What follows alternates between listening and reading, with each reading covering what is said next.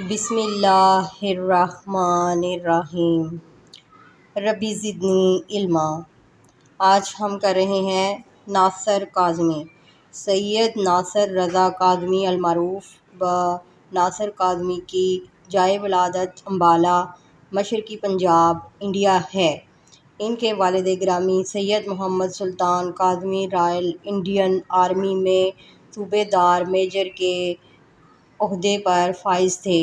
والدہ کا تعلق علم و کتاب سے تھا اور وہ امبالہ کے مشن گرلز ہائی اسکول میں ٹیچر تھیں۔ شاید یہی وجہ ہے کہ ناصر کاظمی نے پرائمری تک کی تعلیم اپنی والدہ کے اسکول سے اور میٹرک مسلم ہائی اسکول امبالہ سے کیا اور مزید تعلیم حاصل کرنے کے لیے لاہور آ گئے اور اسلامیہ کالج ریلوے روڈ میں داخلہ لے لیا، جہاں سے ایف اے پاس کیا۔ اس کے بعد بی اے کرنے کے لیے گورنمنٹ کالج لاہور میں داخلہ لیا، مگر ناسازگار حالات کی وجہ سے بی اے کیے بغیر ہی تعلیم ترک کر دی۔ ناصر کاظمی قیام پاکستان کے بعد اپنے خاندان کے ہمراہ امبالہ سے ہجرت کرکے کرشن نگر لاہور میں آ گئے، اور جب ان کے والدین کا سایہ سر سے جلد ہی اٹھ گیا تو انہوں نے ملازمت کرنے کی ٹھانی۔ ملازمت کے سلسلے میں پہلے تقریباً 2 سال تک مجلہ اوراق نو کے مدیر رہے، پھر 5 سال تک ماہنامہ ہمایوں کی ادارت کے فرائض انجام دیے اور بعد ازاں 1 سال تک ماہنامہ خیال کے مدیر و ناشر رہے۔ ازاں بعد 1964 میں بطور staff artist radio Pakistan Lahore کے ساتھ منسلک ہو گئے اور یہ وابستگی تا دم واپسی رہی۔ ناصر کاظمی کی شاعری کا آغاز زمانہ طالب علمی ہی سے ہو گیا تھا۔ ان کی پہلی غزل 1965 میں شائع ہوئی اور پھر وہ تواتر کے ساتھ رسائل و جرائد میں چھپتے رہے۔ ناصر کاظمی کی شاعری میں میر کی سی اداسی نظر آتی ہے۔ شہر، رات، سفر وغیرہ آپ کے خاص موضوعات ہیں۔ آپ نے روایت سے بغاوت کیے بغیر غزل میں نئی راہیں تلاش کیں۔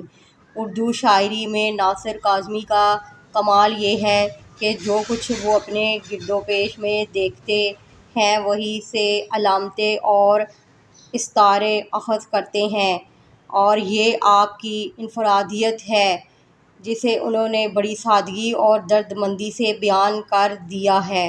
ان کی شاعری کے مجموعوں میں برگ نے، سر کی چھایا، نشاط خواب، دیوان اور پہلی بارش شامل ہیں، جبکہ ان کا تمام کلام کلیات ناصر کاظمی کی صورت میں شائع ہو چکا ہے۔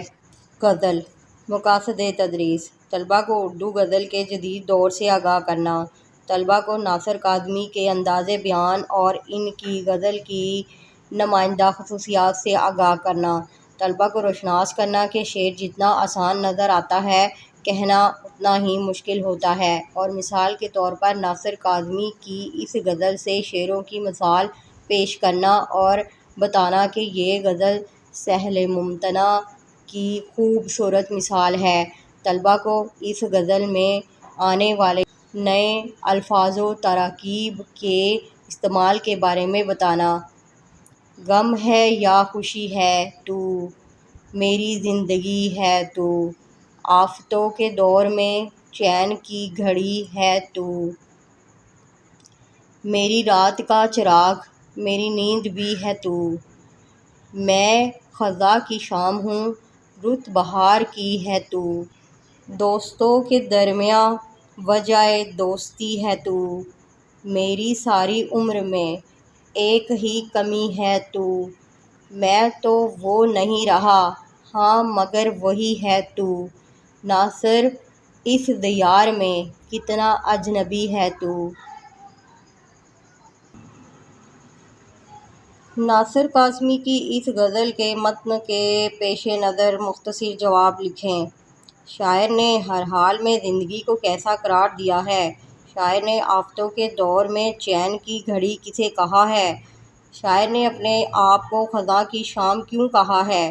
شاعر نے اپنے آپ کو دوستوں کے درمیان وجہ دوستی کیوں قرار دیا ہے؟ شاعر نے اس دیار میں اپنے آپ کو اجنبی کیوں کہا ہے؟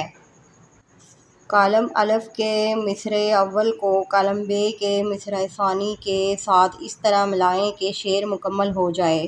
غم ہے یا خوشی ہے تو، میری زندگی ہے تو، آفتوں کے دور میں چین کی گھڑی ہے تو، میری رات کا چراغ میری نیند بھی ہے تو، میں خزاں کی شام ہوں رت بہار کی ہے تو، میں تو وہ نہیں رہا ہاں مگر وہی ہے تو۔ درج ذیل الفاظ و تراکیب کو اپنے جملوں میں اس طرح استعمال کریں کہ ان کا مفہوم واضح ہو جائے۔ چین کی گھڑی، خزاں، رت، وجہ دوستی، دیار، اجنبی۔ شاعر نے اپنی غزل کے مطلع میں کون سی صنعت استعمال کی ہے؟ نشاندہی کریں۔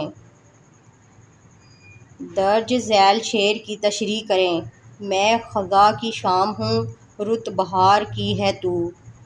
سرگرمیاں: طلبہ ناصر کاظمی کی یہ غزل درست تلفظ کے ساتھ پڑھیں اور صنعت تضاد کے حامل اشعار الگ کر کے سنائیں۔ تمام طلبہ ناصر کاظمی کی اس غزل کو نثر کی صورت میں بنا کر اپنی کاپیوں میں لکھیں اور استاد سے اصلاح لیں۔ اشارات تدریس: ناصر کاظمی کا موازنہ چند ہم عصر شاعروں سے کیا جائے۔ اساتذہ طلبہ کو بتائیں کہ غزل علائم و رموز، اشارے کنایے کی زبان ہے اور ان سے پوچھیں کہ اس غزل میں خزاں، بہار، دیار اور اجنبی کے الفاظ کس بات کی علامت ہیں۔ اساتذہ ناصر کاظمی کے چند زبان زدہ خاص و عام شعر سنائیں۔ اساتذہ طلبہ کو بتائیں کہ ناصر کاظمی کو مشرقی پاکستان کے علیحدہ ہو جانے کا بڑا غم تھا اور طلبہ کو ان کی یہ غزل سنائیں جس کا پہلا شعر ہے: وہ ساحلوں پہ گانے والے کیا ہوئے، وہ کشتیاں چلانے والے کیا ہوئے۔ اساتذہ طلبہ کو بتائیں کہ شعروں میں زبان زدہ خاص و عام ہونے کی صلاحیت کیسے پیدا ہوتی ہے۔